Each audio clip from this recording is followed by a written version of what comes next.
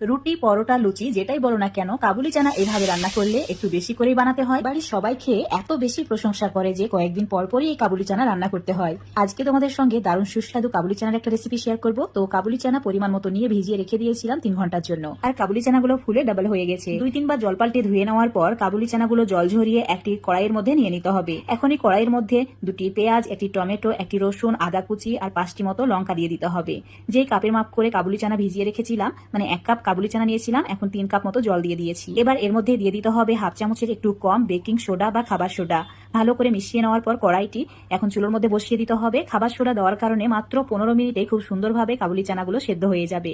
15 minute পর দেখাচ্ছি তোমাদের। এখন পেঁয়াজ, টমেটো, আদা, রসুন, কাঁচা লঙ্কা সমস্ত কিছুই প্লেটের মধ্যে তুলে ঠান্ডা করে নিতে হবে। আর এদিকে কাবুলি চানাগুলো একদমই পারফেক্ট ভাবে সেদ্ধ হয়েছে।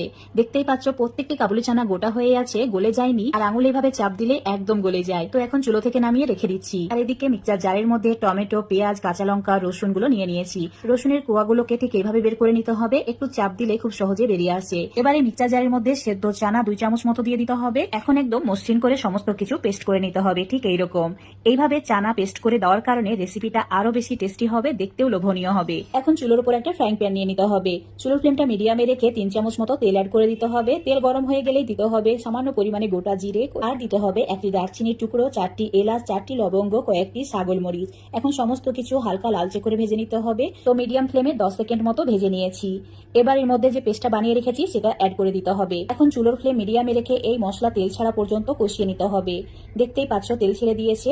তো এবার এর মধ্যে দিয়ে দিতে হবে মিক্সচার জারটাকে ধুয়ে অল্প একটু জল, মানে এখানে হাফ কাপ মতো জল অ্যাড করে ভালো করে মিশিয়ে নিয়েছি।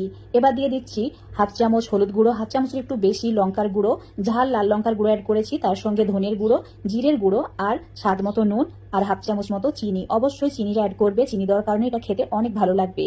আবারও সমস্ত কিছু ভালো করে কষিয়ে নিতে হবে, একদম তেল ছাড়া পর্যন্ত কষিয়ে নিয়েছি। এবার এর মধ্যে দিয়ে দিতে হবে সেদ্ধ করে রাখা কাবুলি চানা। যে জলটুকু ছিল সেই জল থেকে এই চানাগুলোকে একদম ছেঁকে তুলে নিতে হবে। তারপর এগুলো ভালো করে কষিয়ে নিতে হবে। একটু সময় নিয়ে মিডিয়াম আঁচে কষিয়ে নিয়েছি। আবারও তেল ছেড়ে দিয়েছে। এখন একদম ফুটন্ত গরম জল অ্যাড করে দিতে হবে। এখানে 1 কাপ মতো জল দিয়েছি। আর যে দারচিনির টুকরোটা ছিল সেটা তুলে ফেলে দিয়েছি। এখন সামান্য পরিমাণে গরম মশলার গুঁড়ো দিয়ে মিশিয়ে নিতে হবে। তারপর চুলোর ফ্লেমটা একদম কমিয়ে দিয়ে দিতে হবে 1 মুঠি ধনেপাতা কুচি। তোমরা চাইলে না দিতেও পারো। এটা এইভাবেই থাক। এখন গ্যাসের অন্য চুলোয় একটা ফ্রাইং প্যানে 1 চামচ মতো তেল নিয়েছি, তাতে কয়েকটি রসুনের কোয়া কুচি করে কেটে অ্যাড করেছি, আর একটি শুকনো লঙ্কা। একদম লালচে করে ভেজে নেওয়ার পর চুলোটা অফ করে দিয়েছি। সামান্য পরিমাণে কাশ্মীরি লঙ্কার গুঁড়ো মিশিয়ে নিয়েছি। এখন এটা এই ফ্রাইং প্যানের মধ্যে ঢেলে দিতে হবে। তারপর চুলোটা অফ করে ঢাকা দিয়ে দিতে হবে কিছু সময়ের জন্য। তোমাদের 5 মিনিট পর দেখাচ্ছি। দেখতেই পাচ্ছ দারুণ হয়েছে। এই রেসিপিটা রুটি, পরোটা, লুচি যেটাই বলো না কেন দুর্দান্ত লাগে, এত বেশি